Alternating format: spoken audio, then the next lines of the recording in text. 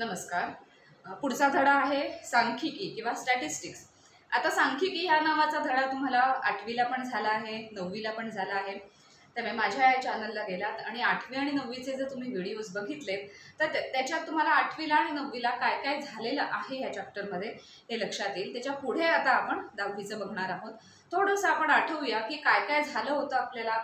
तर सांख्यिकी म्हणजे काय, किंवा ते डेटा कलेक्शन म्हणजेच माहिती संकलन केलं जातं, ते कशासाठी वापरलं जातं, त्याच्यानंतर काय काय प्रक्रिया होतात त्याच्यावर, शिवाय त्यासाठी काय काय लागतं, म्हणजे मध्य लागतं का, मेडियन म्हणजेच काय मध्यक, किंवा मोड म्हणजेच बहुलक, हे सगळे कन्सेप्ट आपण 9वीपर्यंत बघितलेले आहेत. तुम्ही ते व्हिडिओज जाऊन बघितलेत तर तुमच्या ते लक्षात येतील. आता ह्याच्या पुढे जाऊन आपण बघणार आहोत म्हणजे मध्य कसा काढायचा हे आपल्याला माहितीच आहे, किंवा मेडियन कसा काढायचा, मेडियन म्हणजे मध्यक. तर मध्यक कसा काढायचा ह्याचा फॉर्म्युला आपण बघितलेला आहे.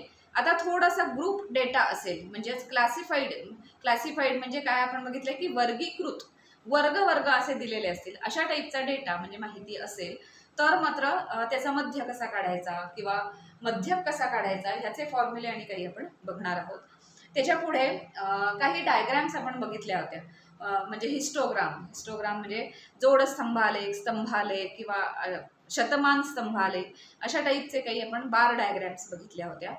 तर त्या बार डायग्रॅम्स आणि त्याच्या पुढे अजून काही आहेत का, कुठल्या डायग्रॅम्स आहेत हे आता आपण 10वीला बघणार आहोत.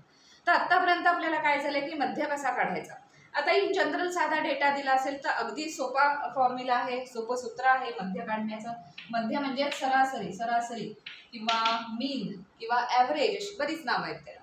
तर आपण काय केलं होतं की समेशन xi म्हणजे जे काही डेटामधले जे काही नंबर्स, ज्या काही संख्या दिल्या त्या सगळ्यांची बेरीज करायची. समेशन xi हे नोटेशन माहिती आहे तुम्हाला. समेशन सगळ्यांची बेरीज करायची आणि अपॉन एन आपण काढलं होतं. एन म्हणजेच काय की किती नंबर्स किती संख्या त्या वापरल्या आहेत मीन काढण्यासाठी, मध्य काढण्यासाठी, त्या सगळ्या संख्यांची म्हणजे त्या सगळ्या संख्या किती आहेत हा जो नंबर आहे तो आपण इथे डिनॉमिनेटरमध्ये छेदात घ्यायचो.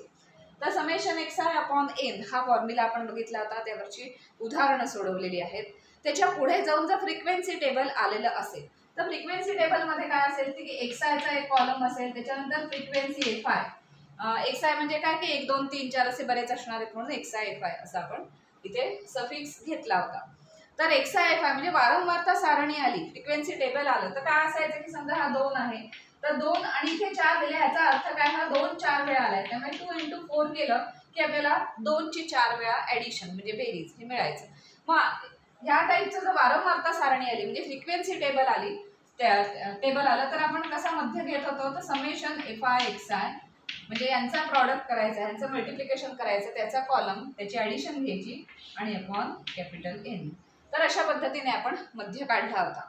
किंवा मीडियन म्हणजे मध्यक कसा काढला होता की मध्यक काढताना आपण फ्रिक्वेन्सी टेबल असताना मध्यक कसा काढायचा, मध्यक म्हणजे मेडियन.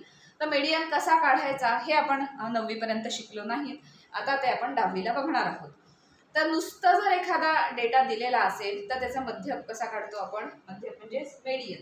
तर तो काढण्यासाठी काय करायला लागतं की जर ऑड नंबर ऑफ एलिमेंट्स असतील म्हणजे एन हा ऑड असेल, ऑड म्हणजेच विषम असेल,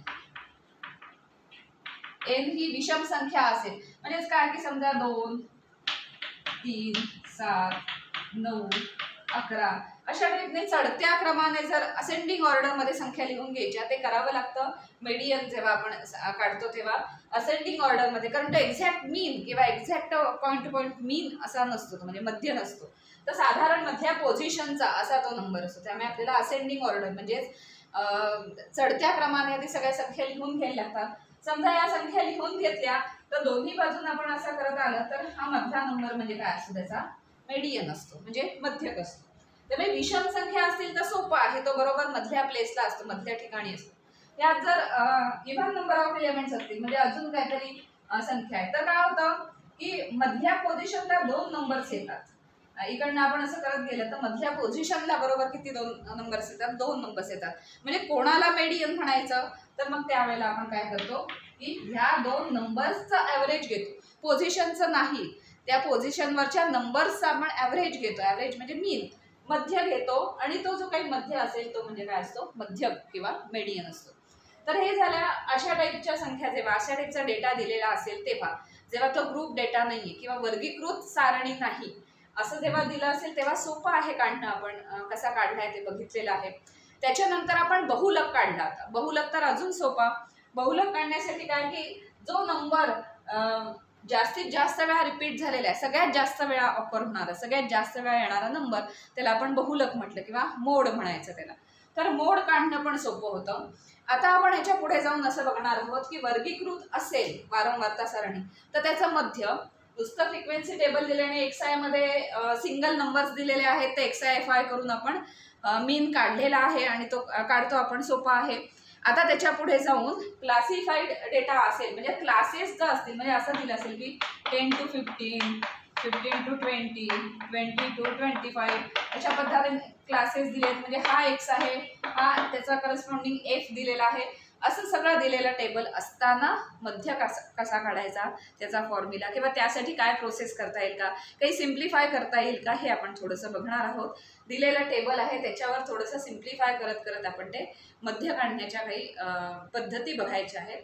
आणि त्याच्यानंतर क्लासिफाईड डेटा म्हणजेच वारंवारता सारणी दिली असेल तर मग मेडियन काढण्याची वेगळी पद्धत आहे. तो एक फॉर्म्युला प्रूव्ह करून ठेवलेला आहे, आपल्याला तो प्रूव्ह करत बसायची गरज नाही, आपण तो डायरेक्ट वापरणार आहोत. तर तो फॉर्म्युला आहे. आणि मोड म्हणजेच बहुलक काढण्यासाठी सुद्धा एक रेडीमेड फॉर्म्युला आहे. त्या फॉर्म्युल्याने आपण बहुलक किंवा मोड काढणार आहोत. तर यावर्षी हे सगळं सांख्यिकी ह्या धड्यामध्ये असणार आहे. बेसिक सांख्यिकीचं जे बेसिक आहे ते तुम्हाला 8वीला आणि 9वीला झालेलं आहे ऑलरेडी. आणि काही डायग्रॅम्स बघणार आहोत म्हणजे हिस्टोग्राम, पाय डायग्रॅम. पाय म्हणजे सर्कल, वर्तुळ केलं तर त्याच्यात आपण रिप्रेझेंट करू शकतो का हा डेटा असेल तो, तर त्या पद्धतीचे काही डायग्रॅम्स आपण पुढे बघणार आहोत. तर सुरुवात आपण मध्यपासून करणार आहोत. जर क्लासिफाईड डेटा दिलेला म्हणजे वर्गीकृत वारंवारता सारणी जर दिलेली असेल तर त्याचा मीन कसा काढायचा, मोड कसा काढायचा, मेडियन कसा काढायचा, याचे फॉर्म्युले आणि ह्याच्या मेथड्स आपण या धड्यामध्ये बघणार आहोत.